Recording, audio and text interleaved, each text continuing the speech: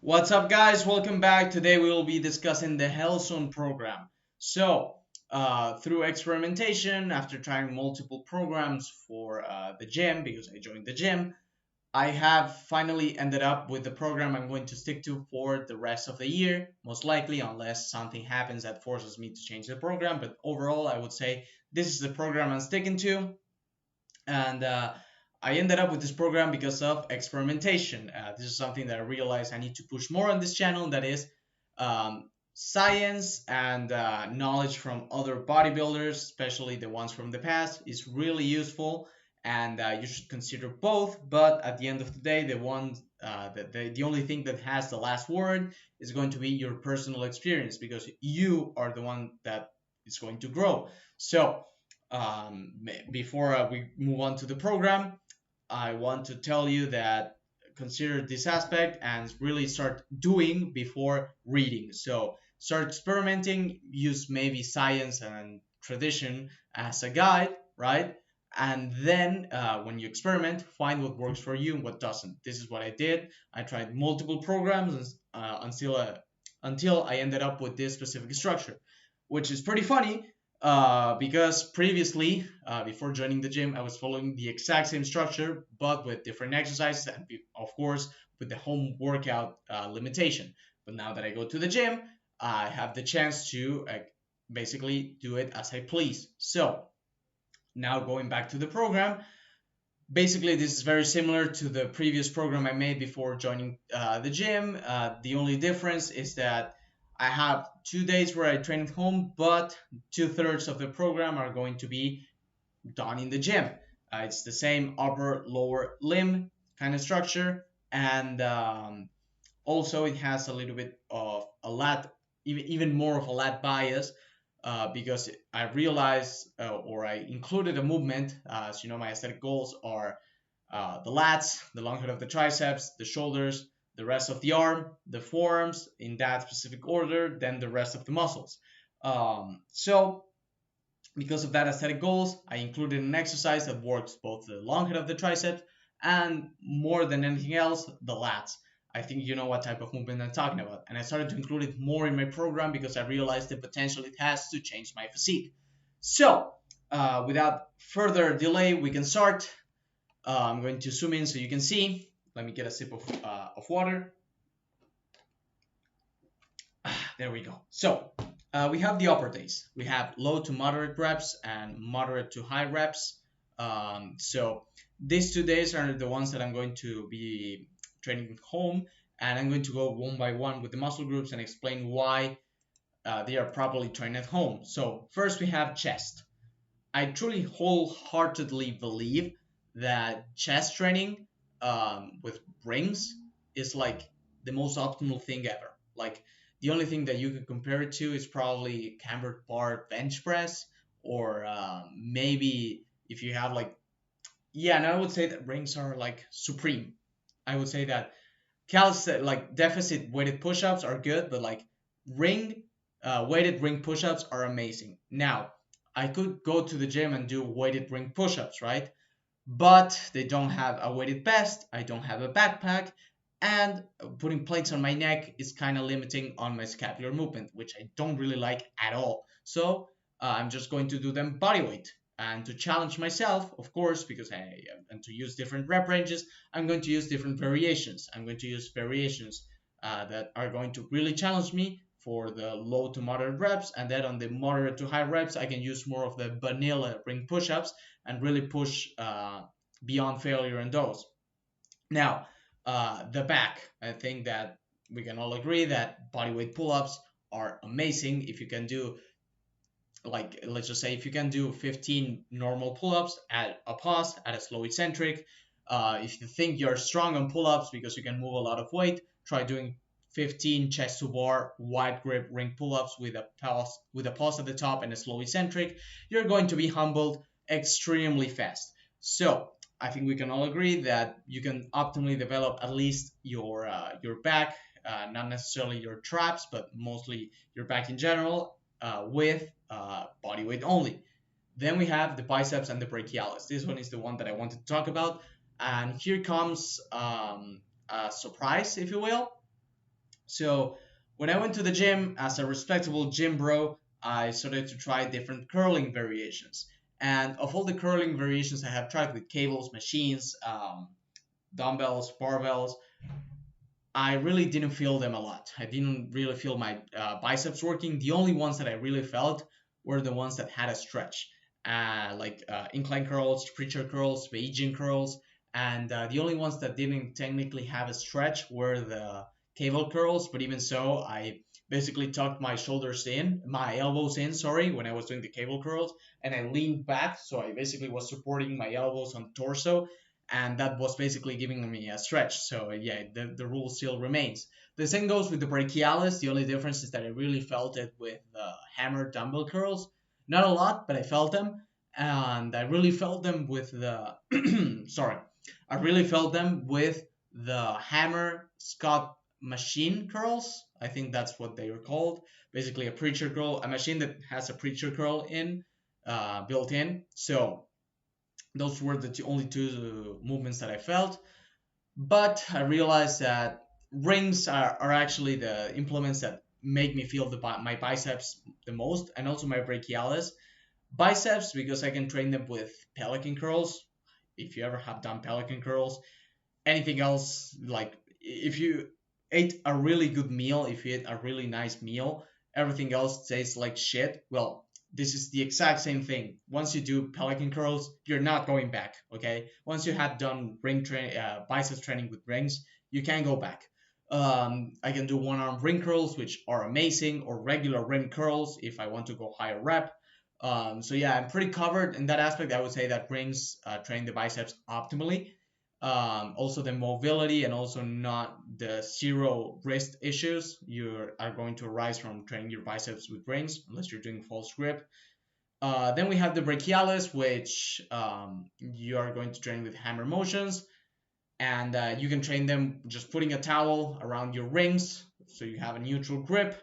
And also you're going to train more of your forearms as well because you're going to be gripping a towel instead of the rings or a bar, so it's going to be more strenuous on your forearms. So yeah, it's a really good movement. Also reverse ring curls, perfect. So yeah, I'm pretty covered in that aspect. Rear delts, ring face pulls. Like, do I need to say more? The perfect rear delt exercise, and side delt as well. It has developed a huge portion of my side delts, and you can push beyond failure.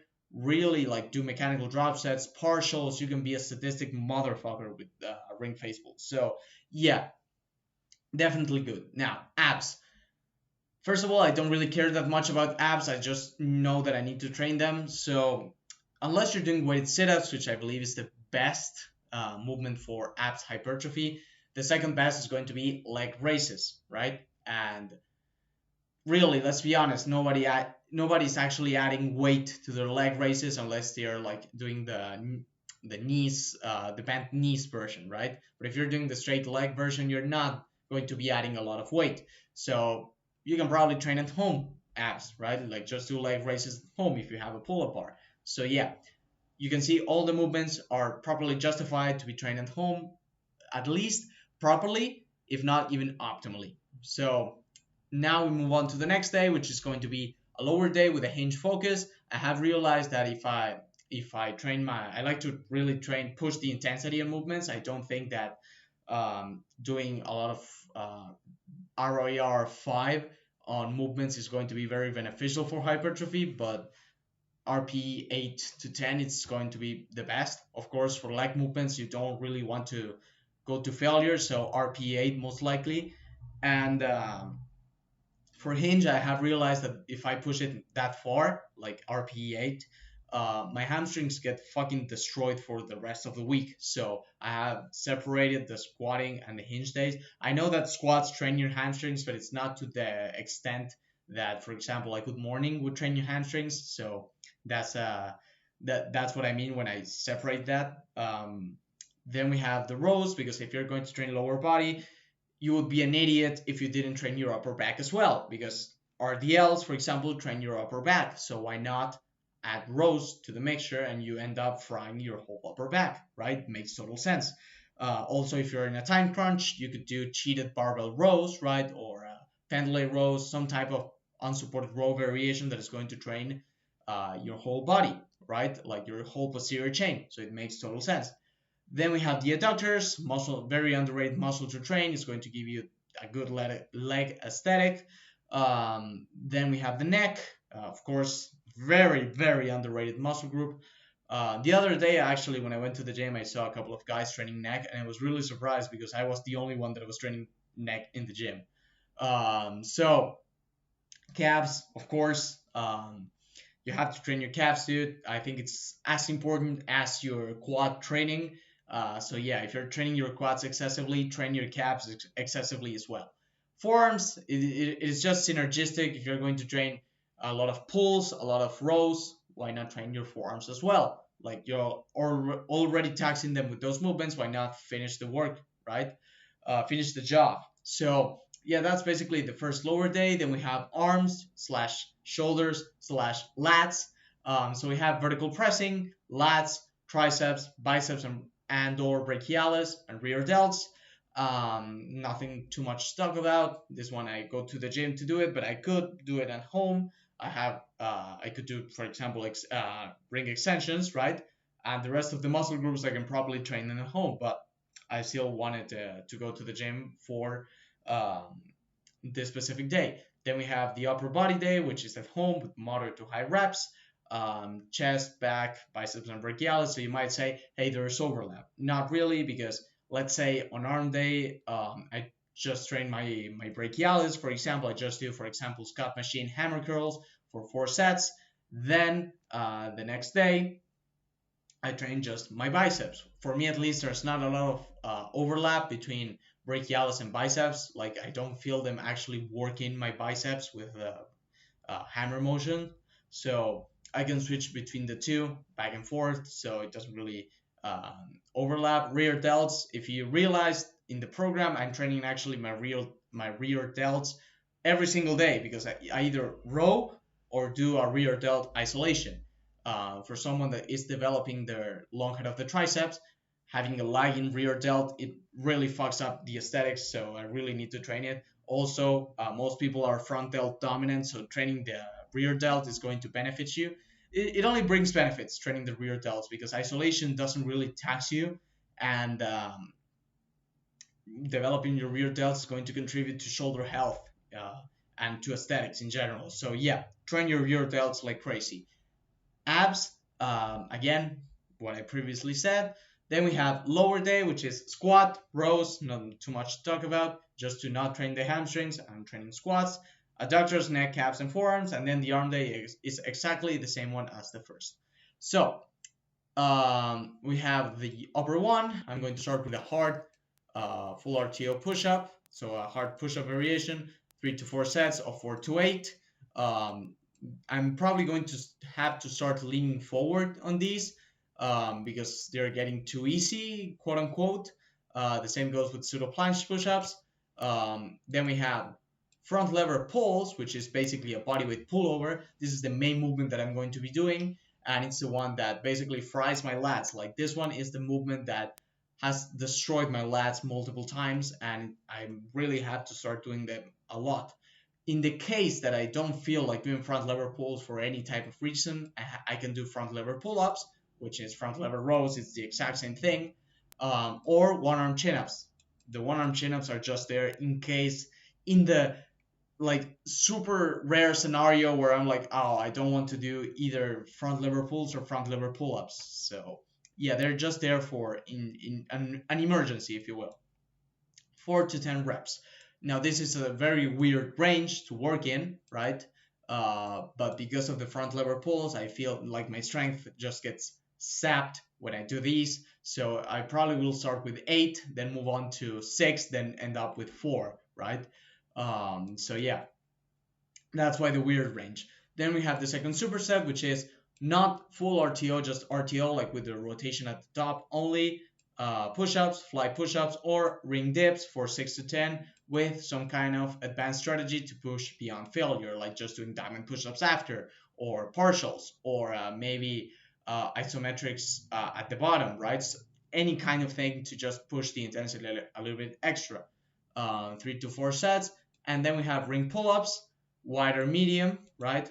and any grip in terms of pronated, supinated, or neutral.